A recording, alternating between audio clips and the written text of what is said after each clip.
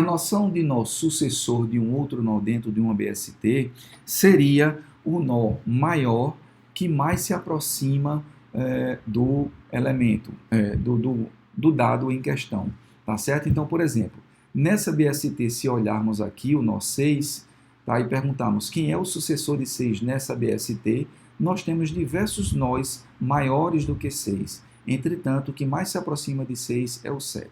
Tá? Então, encontrar o sucessor de uma árvore, neste caso, poderia ser simplesmente olhar aqui o menor dos descendentes à direita. Então, por exemplo, está aqui, sucessor de um nó x. Se acontecer dele ter filho à direita, tá? Certamente eu vou pegar o mínimo, tá certo? Que está encabeçado ou enraizado pelo filho à direita. Ou seja, eu vou na subárvore à direita e vou pegar o elemento mínimo dela, que no caso é o 7. Já uma outra situação para se calcular o predecessor seria quando eu quero aqui calcular um predecessor que ele não tem um filho, um sucessor que ele não tem de um nó que não tem um filho à direita. Tá? Então, o que acontece é que eu vou ter que, em algum momento, subir na árvore. Eu posso ter nós maiores não apenas abaixo e à direita de um nó, mas eu posso ter nós acima também, certo? Desde que eu mude o sentido de percurso por onde eu estou subindo na árvore. E é isso que esse algoritmo trata nessa segunda parte. Então, neste caso daqui, o sucessor do nó 13 seria o nó 15, o nó que está acima. E como é que esse trecho daqui faz esse cálculo? Imagine, o x aqui, ele é o nó 13, tá? E o y seria o pai dele, o nó 7. Perfeito. Então, através desse laço aqui, enquanto o y não encontrar o nó nil e x for um filho à direita de y, tá? Isso quer dizer que o y é menor do que ele sempre. Aí o que é que ele faz? Ele anda o x para onde está o y, que é o pai dele, e anda o y para o pai dele mesmo, ou seja, para o avô. Então, neste caso daqui, esses nós continuariam a subir. O x veio para cá, o y veio para cá, que ainda faz com que esse loop continue. E aí, novamente, na próxima iteração, o x vem para cá e o y vem para cá. Notem que o y ainda é diferente de nil, mas o x passa a ser um filho à esquerda do y. No momento que o x é um filho à esquerda do y, é porque o y é obrigatoriamente um nó maior do que o x, o imediatamente maior do que o x, que neste caso vai ser o sucessor do 13 a ser retornado por este código. O código do predecessor também é similar, é o espelho do código do sucessor.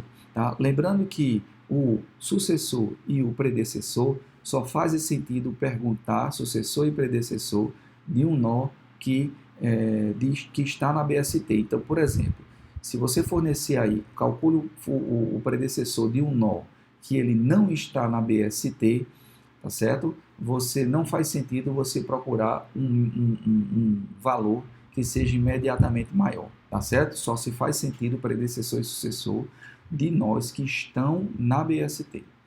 Então, vamos lá. O predecessor do 6, nesse caso, seria o 4, porque ele seria o maior dos menores. O 6 tem filho à esquerda, e aí eu pego o máximo. No caso do 9, que não tem filho à esquerda, o predecessor dele, certo? Seria o 7, que é um nó que é maior do que ele, mas dos maiores ele é o menor. Tá? Então, esse código capturaria da mesma forma o predecessor como nós vimos o cálculo do sucessor. Agora vamos ver a inserção na BST, sempre tendo em mente o template da recursão. O caso base seria, quando o nó é vazio, a ideia é que o novo dado seja inserido sempre no nó vazio, tá certo? Então, dados entram numa árvore binária sempre em alguma folha. O caso indutivo é, o nó não é vazio, então eu vou inserir ou no filho à esquerda ou no filho à direita. Quem vai me dizer isso é o critério de ordem da própria árvore. E a ideia é que não se preocupe com duplicatas. Embora a árvore binária permita a inserção de duplicatas, nós não vamos trabalhar aqui a inserção de duplicatas. Vamos ver uma pequena simulação do algoritmo de inserção. Aqui está uma árvore binária de busca e nós vamos inserir aqui um elemento menor do que o 8. Vamos inserir aqui o elemento 4. Inserido. Ele vai, compara com o 8, vê que é menor e insere à esquerda. Vamos agora inserir o elemento 6. Notem que a inserção sempre começa pela raiz, vai descendo, né, para um nó conveniente até que se insira. Tá? Vamos testar agora a inserção do 5, que ele vai sempre pela raiz, vai caminhando até encontrar a posição certa que vai inserir na árvore, preservando o invariante, a noção de ordem da árvore. Vamos colocar aqui um dado, por exemplo, 12, para ele inserir, vai inserir à direita. Vamos colocar aqui o 7, que é menor do que o 8, mas vai ser maior do que o 4 e vai ser maior do que o 6, ou seja, foi entrar como filho à direita do 6. Tá? Então, essa é a noção de inserção na árvore. Okay? A lógica do efeito visual da inserção. Baseado na percepção da execução do algoritmo, nós podemos escrever aqui o método ou o procedimento de inserção. Quando vai se inserir numa árvore binária, nós inserimos um elemento a partir de um determinado nó. Se o nó for nil, o sentinela, nós colocamos o elemento no dado, alocamos aqui já um filho à esquerda e um filho à direita, para garantir que os nós sentinelas estarão abaixo. Tá? Se não, comparamos o elemento com o dado do nó. Se essa comparação der menor, quer dizer que eu vou mandar inserir o mesmo elemento a partir no filho à esquerda. Se não, se for maior, eu vou mandar inserir o elemento no filho à direita. E isso simplesmente reduz muito o código do método, pelo uso da recursão. É importante salientar que essa ligação que se faz entre alocar aqui o nil e colocar como nó o filho à esquerda, precisa ainda chegar no nó nil e informar quem é o pai dele. Tá? Então, essa conexão daqui entre um pai com o filho e o filho com o pai precisa ser feito nos dois sentidos. Tá? A mesma coisa para o filho à direita também. E extraindo aqui a relação de recorrência da inserção, certo? Nós vemos que tem apenas uma chamada recursiva, porque ou ele desce para a esquerda ou desce para a direita. Ou seja, nós temos essa relação de recorrência, tá, que nos leva a uma performance, a um tempo de log de n. Lembrando que se a árvore não for balanceada, o pior caso de inserção dela vai para n, ou seja, linear. Já na remoção, nós precisamos julgar alguns casos para poder continuar a fazer valendo o invariante da árvore. A primeira situação que faz parte do caso base é o nó vazio, não tenho nada a remover nele. A segunda situação do caso base é o nó a ser removido é uma folha, eu simplesmente removo a folha. Na terceira situação do caso base, o nó a ser removido ele tem apenas um filho. Se ele tem apenas um filho, certo? Eu preciso conectar o filho do nó a ser removido com o pai do nó a ser removido, ou seja, eu vou conectar um neto com um avô da forma correta. E por fim, o caso indutivo, nós trazemos o sucessor do nó para o local dele e mandamos remover recursivamente o sucessor. Trazendo o sucessor para o local do nó a ser removido, nós garantimos que o invariante da árvore vai ser preservado. Vamos ver uma simulação da remoção. Vamos então simular agora a remoção de nós. Começando pela primeira situação do caso base. Nós temos aqui um nó que é uma folha. Ao mandar deletar ela, simplesmente desapareceu. Segundo caso, nós temos um nó que tem apenas um filho, tá? No caso, nó 4. Selecionamos ele e vamos deletar. Notem que o filho do 4 foi conectado, certo? E o invariante da árvore continua sendo preservado. E agora um nó com 2 filhos, que é o caso do 6. Vamos mandar deletar. O que ele faz é busca o sucessor, tá? Traz o sucessor para o 7 e mandou deletar o nó que foi o sucessor. Tá certo? O nó que era o sucessor era uma folha, foi simplesmente deletado e aí a árvore continuou ainda em um estado consistente.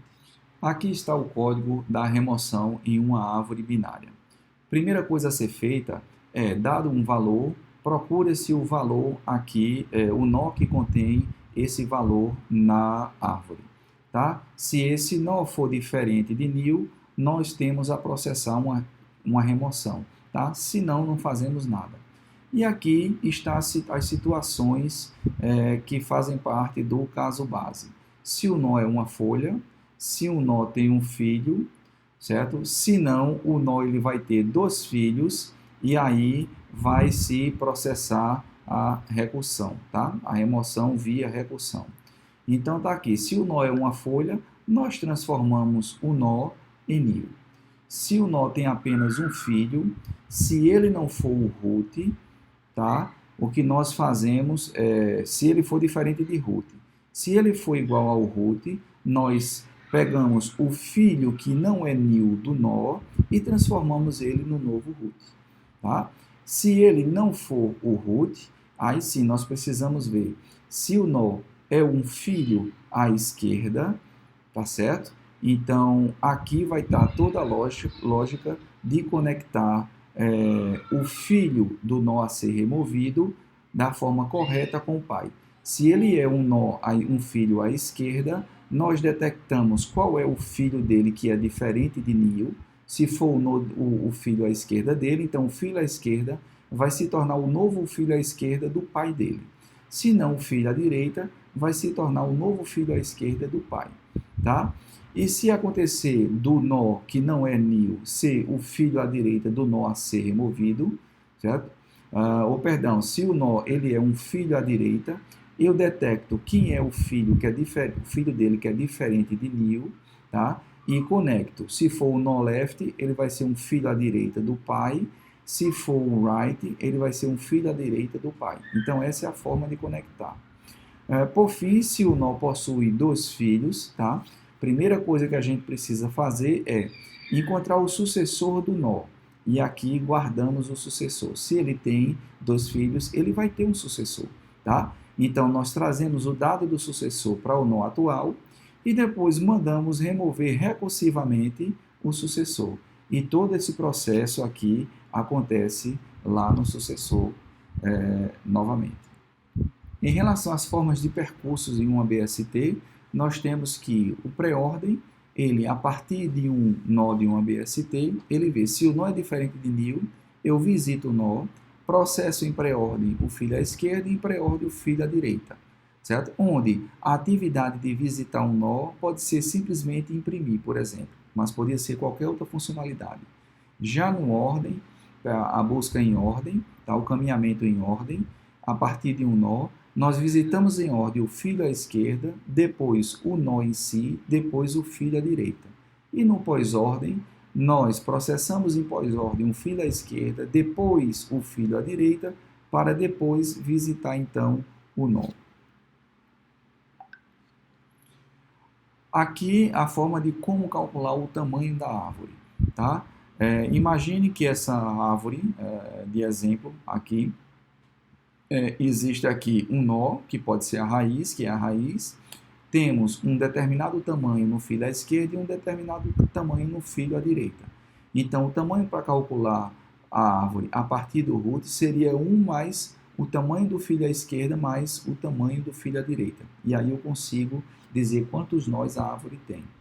Para se calcular o tamanho inteiro da árvore, esse recurso, essa forma, tá? Vocês vão provavelmente precisar em todos os métodos que vocês vão definir com recursão. Para calcular o tamanho de uma árvore, eu vou calcular a partir do root, a partir de um nó. Tá? Então, nesse método auxiliar que é recursivo, nós fazemos o tratamento da recursão. Então, o tamanho a partir de um nó, de um ABST, se o nó é vazio, ele retorna a zero, ele não conta o nó sentinela como um nó válido, tá? Se não, ele vai retornar 1 mais e chama recursivamente o método no filho à esquerda e o mesmo método no filho à direita. No final, pega o resultado desse, soma com o resultado desse com 1 e retorna como sua resposta.